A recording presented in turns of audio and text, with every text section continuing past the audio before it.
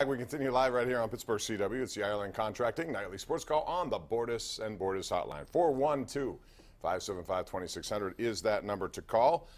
We will get right to the lines because they are jumping tonight, and we'll begin by going to John in Banksville. Hello, John. How are you tonight? Good. How are you guys? Good, thanks. Good. A question. That was an excellent interview with JR on the news today, Bob. Thank you. And I was wondering, I'm on a lot of Penguin Facebook posts, and which you really can't always put a lot of credence in. But there was one last week that had some, let's say, dissension or frustration between Sullivan and JR, that JR was somewhat upset. He doesn't really want to trade Cole and said you should be playing him, and Sullivan disagreed with him because of whatever his problem is.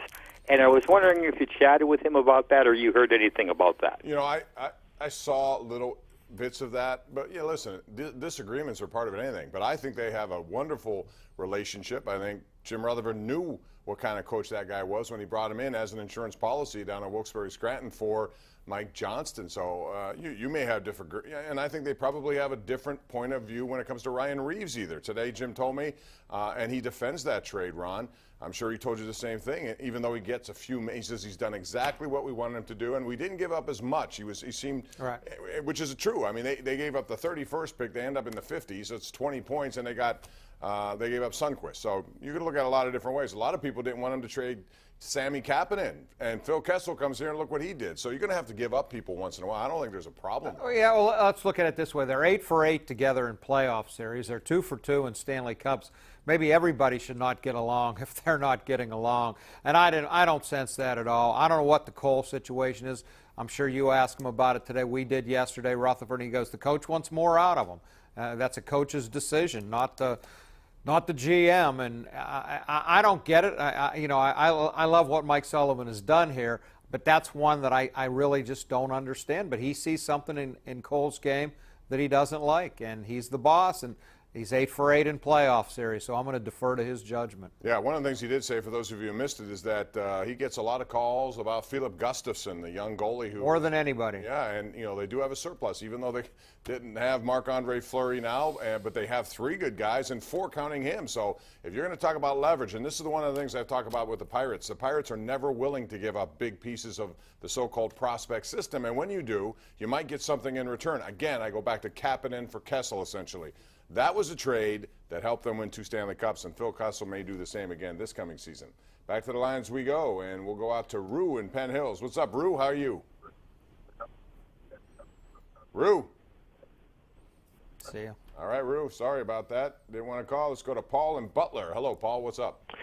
Yeah, I was wondering if Pitt dismisses Stallings, with this new transfer rule about to take effect with the NCAA, would those freshmen not be eligible to go anywhere and be able to play right away? Then they wouldn't have anybody. Well, that doesn't necessarily mean they were going to leave. I mean, you got to see what the situation is. I think they can if this rule passes, and I'm not sure what the timetable on that is, but the rule is they're going to let people leave if the coach leaves without having to sit out. So, you know, that conceivably could happen. First of all, let's see what happens with Stallings, and secondly, maybe those kids are happy here and want to be a part of something here and will take on a new coach. The only thing about this is if you do make a change, you're going to owe him a lot of money as a buyout, number one. And have to pay somebody else. Right. It just seems like it's too early to do because I don't see an immediate turn of fortune here. I don't. I think it's going to take some time regardless of who's the head coach, and maybe he can build on with what he has. He has a lot of freshmen who seem to be getting better. We'll see how that goes. A lot of basketball yet. We have Rick in Elizabeth, one of our favorite callers. What's up, Rick? How are you? Good, Bob. How are you tonight? Okay. Just a hitchhike on Kevin Stallings. I think it all goes back to the very beginning when he was hired. When Pitt hired, it was that search only lasted, I think, a week. And it was from an athletic director who's no longer here. Yeah, exactly. And anytime that AD is replaced, it's always that person's man, to be the head coach.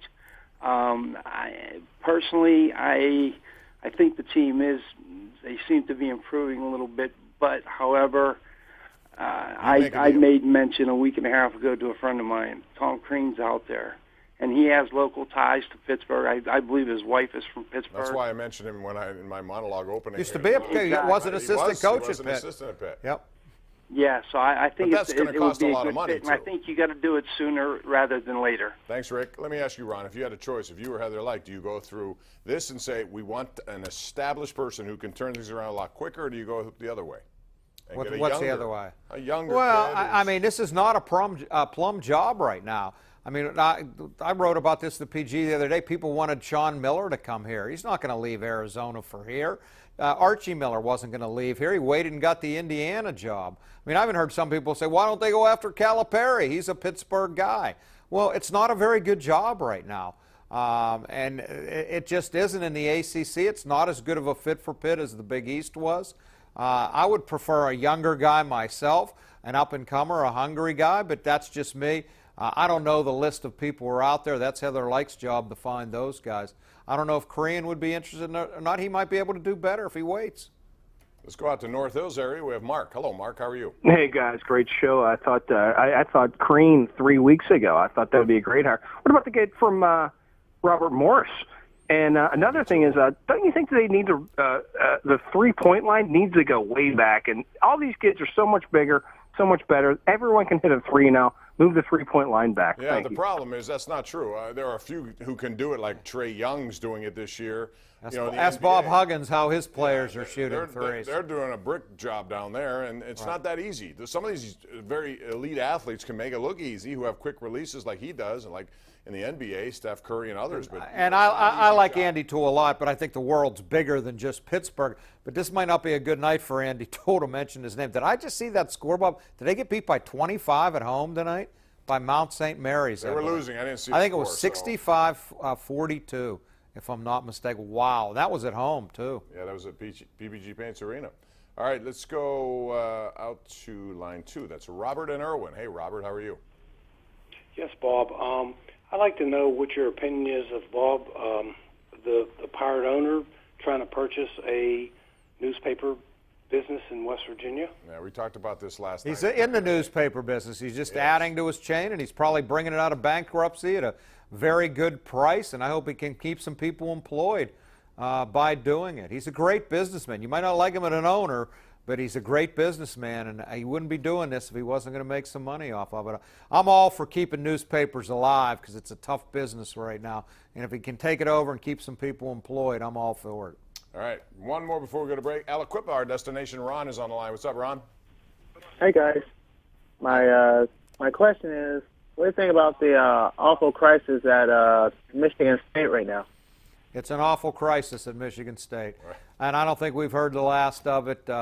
And I hope if those people covered it up, and I said this about the Penn State people, to me it's a criminal matter, not an NCAA matter. If those people covered this stuff up, they not only should lose their job already, the president and AD are out, the coaches should be out, and they also should be prosecuted criminally if it was up to me. That should be the way to go. It has nothing to do with people on the current rosters, kids who are there to get an education and an athletic scholarship, and they shouldn't be penalized for something that happened several years ago. And I felt that way about Penn State as well. Same thing. We're due for a break. 412-575-2600. Call it. Air your opinion right here, right now.